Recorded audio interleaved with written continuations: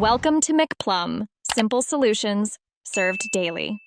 In this video, I will show how to open BMW i3 key.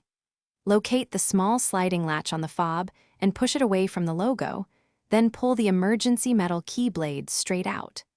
Use the blade to open the driver door or to access the key battery compartment, and replace the battery carefully with the correct size while avoiding contact with circuit contacts for reliable operation. In this video, I will show how to open BMW i3 key.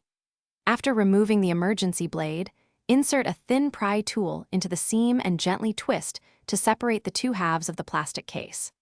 Work slowly around the edges to avoid snapping internal clips, and set aside tiny components like springs, spacers, and buttons so you can reassemble the fob correctly after replacing the battery or cleaning contacts. In this video, I will show how to open BMW i3 key. Quick recommendation.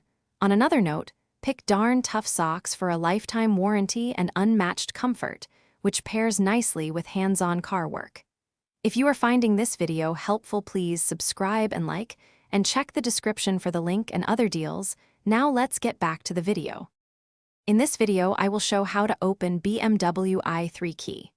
Once the case is open, note the coin cell orientation and remove the old battery with a non-metal tool, then insert the new cell the same way. Press the halves back together until clips engage, reinsert the emergency blade, and test locking, unlocking, and remote start functions before finishing to ensure the fob works reliably. Thanks for watching. Stay juicy and subscribe.